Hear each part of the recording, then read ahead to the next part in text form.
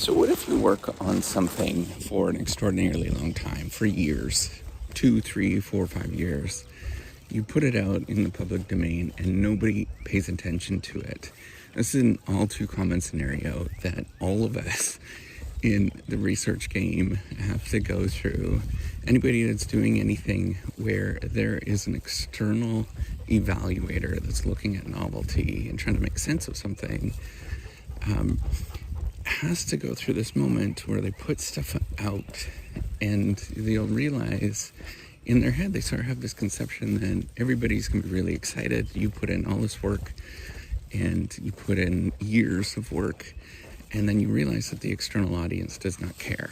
Extraordinarily common. You can see most dissertations that people write for PhDs will never even get, they may be read, over the course of 40 years, 100 times.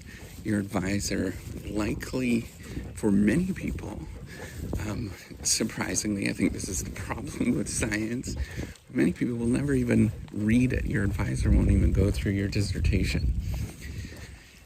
You might put something out on the internet, you put on a new video, you might have a conversation that you want to let other people know, you put it on the internet, and you get 5 people looking at it. You might get a like, you might build an application. My son is in high school. He's building a game, and he spent the entire year building this game. I guarantee it's pretty cool. And perhaps myself will see it, and that's it. What do you do, right? Like, how do you deal with this? I think anybody that is in the game will go through all of these moments. And I'm going to kind of coach you through in terms of thinking about this, is that it's not about getting a whole bunch of people to look at it. What you're going to realize is that, and don't take this the wrong way, but I've said this many times before, is that most people suck, right? Like everybody. They just won't do anything. It's just not, we have this conception that people naturally, I think researchers, educators we're wrong, and we presume that people like to learn. We presume that their status quo is to go search things. We presume that action actually matters, but it's just not true. It's just fundamentally not true. People will not move a finger. They will not do anything. There's a lot more social dynamics than what everybody presumes there is.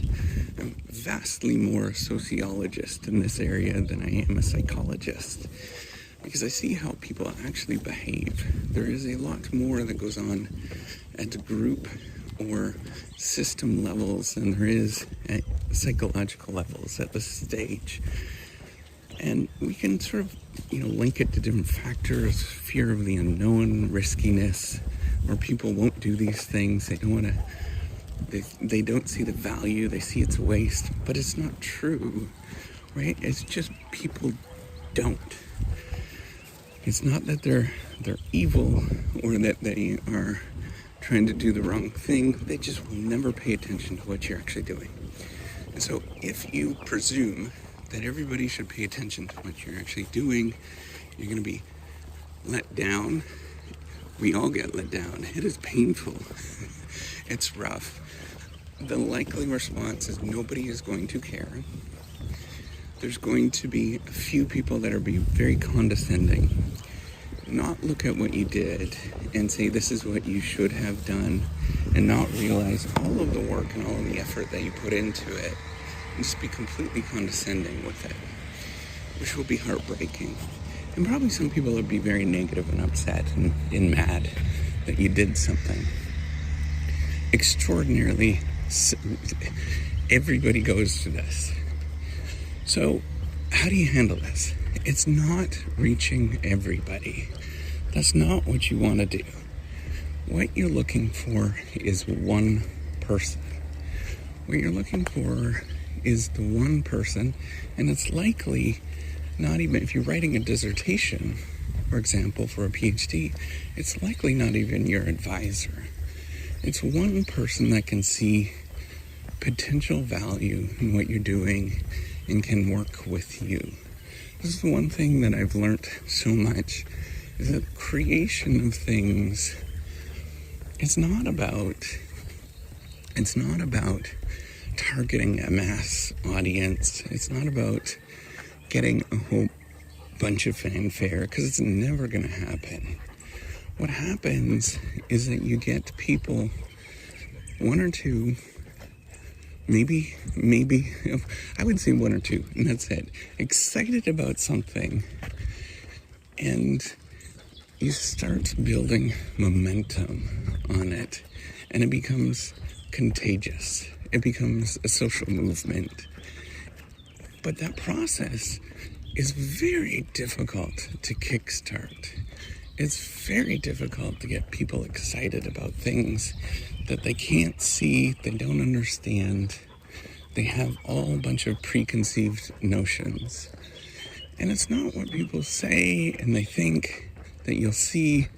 All of the movies, all of those things, they're not the true story. The true story is you wake up every day feeling embarrassed. You wake up every day thinking what you did is the wrong thing. You wake up every day dealing with absolutely nothing, and perhaps a lot of condescension from other people that are not in the moment and they don't understand it. So, how do you deal with this? You're finding that one person that wants to engage. You're finding that person that is playful. And what you realize is most people are not like that. That was very weird. Right? Like I'm a very kind of conscientious person. If somebody asks me to do something, I will engage. I will try to engage. That's just who I am. But you realize on the other side, it's often not reciprocal. It's often that it's you yourself. So you have to figure out how to manage all of this. And it's looking for the one playfulness out of 1 million, out of 10 million, that will actually engage with what you're doing. And you ignore the rest of it. You completely just say, well, it's not ready. So that's the first thing.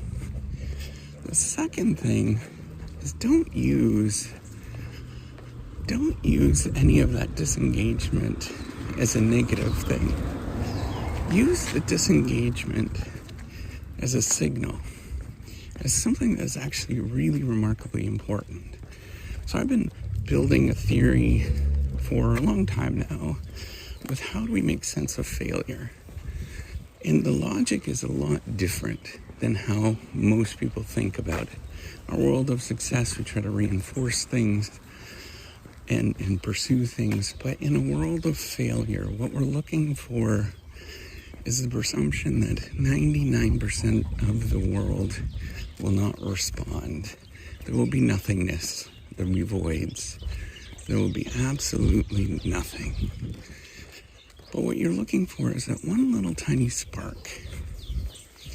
And that one little tiny spark could be potentially some sort of signal for you to pursue and climb and do something.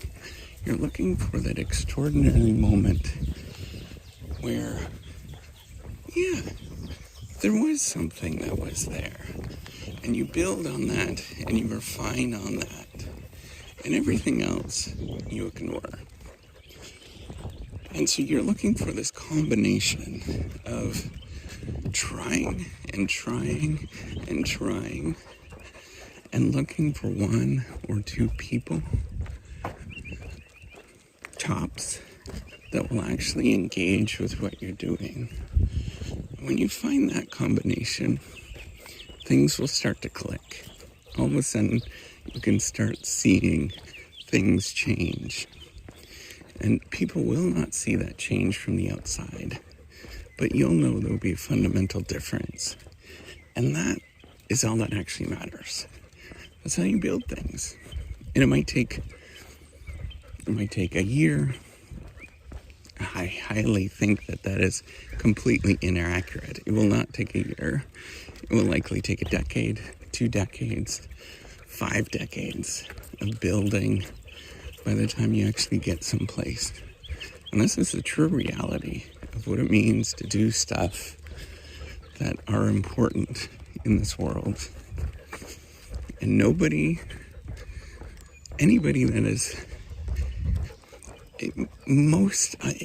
anybody that has built anything will completely understand what I'm talking about.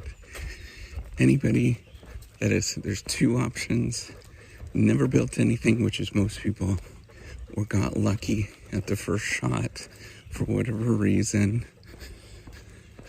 They'll have a completely different view.